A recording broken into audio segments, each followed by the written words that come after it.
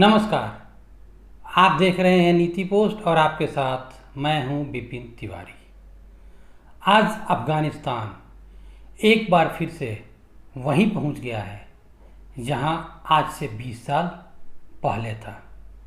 जितनी तेज़ी से तालिबान ने अफ़गानिस्तान के ऊपर कब्ज़ा किया, उतनी तेज़ी से तो भूमाफिया भी ज़मीन और फ्लैट पर कब्ज़ा नहीं कर पाते हैं। यानी यह जो तेज़ी थी, यह रफ्तार जो थी, यह वास्तविक नहीं थी। और जिस अंदाज में, जिस सहजता के साथ तालिबान ने कब्ज़ा कर लिया, उसने कई संदेह को पैदा किया। यह संदेह पैदा हुआ कि कहीं अमेरिका ने जाते जाते अफ़गानिस्तान को थाली में सजाकर तालिबान के हवाले तो नहीं कर दिया। अफ़गानिस्तान युद्ध अमेरिका को अब भारी पड़ रहा था और अमेरिका हर हालत में अफ़गानिस्तान से निकलना चाह रहा था। यह किसी से छुपा हुआ नहीं था। अमेरिका ने अफ़गानिस्तान में पिछले 20 वर्षों में लगभग 2.26 ट्रिलियन डॉलर यानी 22,600 करोड़ डॉलर, अगर इसको हम रुपया में कन्वर्ट करें तो लगभग 16 लाख करोड़ रुपये का निवेश किया। इसके अतिरिक्त 20 वर्षों तक तालिबान के साथ चले युद्ध में अमेरिकी सेना के लगभग 2442 सैनिक मारे गए, जबकि 20,666 सैनिक घायल हुए। इसके अलावा इस युद्ध में लड़ते हुए, अमेरिकी सेनाओं के साथ कंधा से कंधा मिलाकर लड़ते हुए, अफ़गानिस्तान की सेना के लगभग 70,000 जवान अपनी जान गंवाए। अमेरिकी सेना और अफ़गानिस्तान सेना के अतिरिक्त नाटो सेना, जो अमेरिका के सहयोगी देश हैं, उनकी सेना जो इस युद्ध में भाग ले रहे थे, तालिबान के खिलाफ लड़ रहे थे, उनके भी लगभग 1144 सैनिक मारे गए।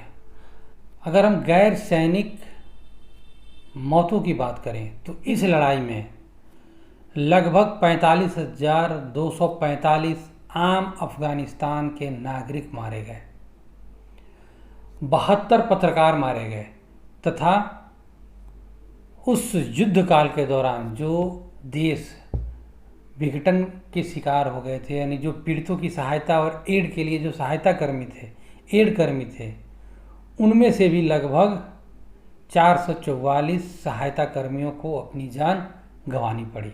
यानी 20 वर्षों तक चली तालिबान के साथ अमेरिका की इस लड़ाई में न सिर्फ हज़ारों की संख्या में सैनिक मारे गए, आम शहरी मारे गए, बल्कि कई ट्रिलियन डॉलर अमेरिका ने निवेश भी किया।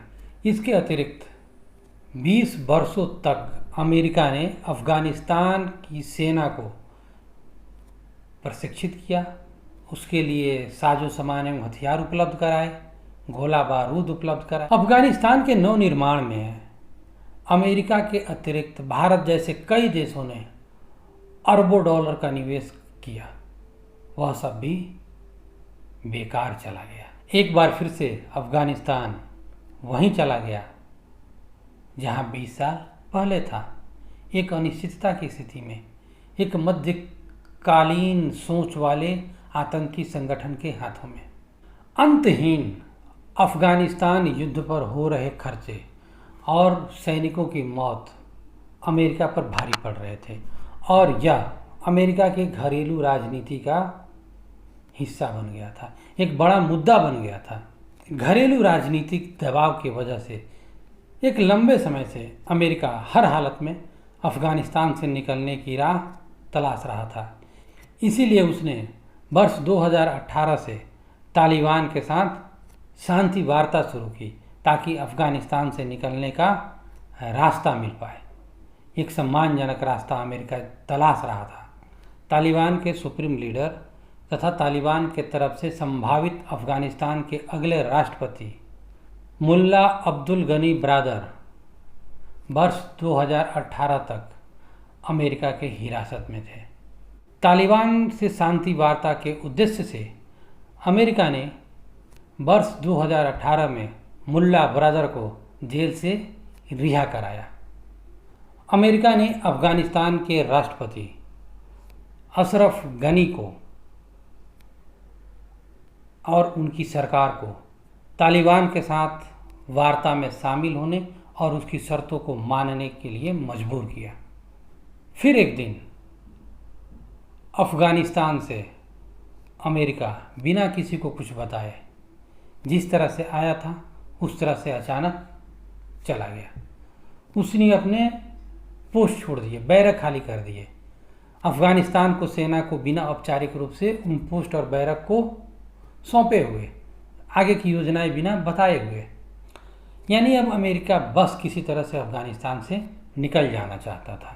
यह सत्य है कि अमेरिका अफ़गानिस्तान में हमेशा के लिए नहीं रह सकता था, उसे एक न एक दिन तो जाना ही था। लेकिन अमेरिका की अफ़गानिस्तान से वापसी की योजना को जिस तरह से राष्ट्रपति जो बाइडेन की प्रशासन ने क्रियान्वित किया, उसने अमेरिका के पूरे विश्व में थू-थू करवा दी। उसने अमेरिका के सुपर पावर होने के गुमान को चकनाचूर कर दिया तथा अफ़गानिस्तान को अमेरिका की सबसे बड़ी हारों में से एक साबित कर दिया। 45 वर्ष बाद इतिहास ने एक बार फिर से अपने आप को उस वक्त दोहराया जब काबुल स्थित अमेरिकी दूतावास से अमेरिकी सैनिक एवं अमेरिकी नागरिकों को रेस्क्यू करने के लिए छत से अमेरिकी हेलीकॉप्टर द्वारा बाहर निकाला गया। इसके साथ ही 45 साल पहले 1975 में वियतनाम सियागन स्थित अपने दूतावास की छत से दूतावास के कर्मियों एवं सैनिकों को बाहर निकाला था। काबुल में जब सब कुछ यह हो रहा था तब अमेरिका के राष्ट्रपति जो बाइडेन छुट्टियां बिता रहे थे। छुट्टियां बिता करके वापस आए जो बाइडेन ने सोमवार को कहा कि अमेरिका उस युद्ध को नहीं लड़ सकता जिस युद्ध को लड़ने और मरने के लिए अफ़गान सैनिक तैयार नहीं है। अमेरिका वहाँ किसी राष्ट्र निर्माण के मिशन पे नहीं गया था, वह अल-कायदा के खिलाफ कार्रवाई करने और उसको पराजित करने के लिए गया था। बाइडेन के इस बयान से स्पष्ट हो गया कि मानवाधिकार, लोकतंत्र, स्वतंत्रता, महिला अधिकार, शांति एवं सुरक्षा, ये सारे शब्द अमेरिका के लिए सिर्फ ढकोसला है एवं खोखले हैं। यह उसका तभी उपयोग करता है जब उसमें उसका कोई अपना हित हो। वास्तव में अमेरिका को इन सिद्धांतों से, इन बातों से कुछ लेना देना नहीं होता है। अमेरिका अफ़गानिस्तान को उसके हाल पर छोड़कर चले जाना चाहता था, सो चला गया।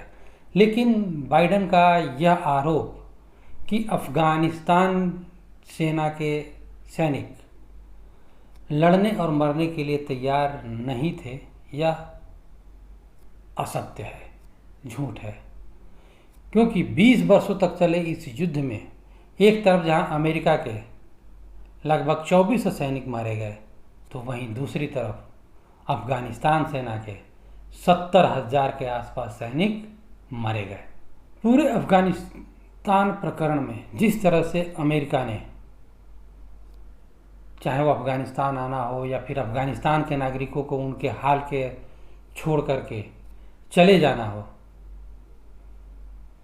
अफ़गानिस्तान के राष्ट्रपति अशरफ गनी को यह दबाव डालना हो कि वह देश छोड़कर चले जाएं और इस्तीफा दे दें ताकि काबुल में ज़्यादा हिंसक वारदातें न हो, जिससे अमेरिका की छवि उसके अपने देशों में और विश्व में बहुत ज़्यादा खराब हो। उस पूरे प्रकरण ने अमेरिका के नैतिक बल के साथ साथ विश्व के दरोगा एवं सुपर पावर बनने के मुगालता को हमेशा हमेशा के लिए चकनाचूर कर दिया। बाइडेन प्रशासन की अयोग्यता एवं निकम्मेपन ने अमेरिका के नैतिक बल एवं उसकी छवि को उस न्यूनतम स्तर तक पहुंचा दिया है जहां से वापस आना उसके लिए संभव नहीं है। आज पूरे विश्व में आर्थिक एवं सैनिक दृष्टिकोण से सिर्फ एक सुपर पावर है और वह है चीन। नमस्कार, आपको हमारा ये वीडियो कैसा लगा अपनी राय ज़रूर दीजिएगा और हाँ, हमारे चैनल नीति पोस्ट को सब्सक्राइब करना बिल्कुल मत भूलिएगा। धन्यवाद।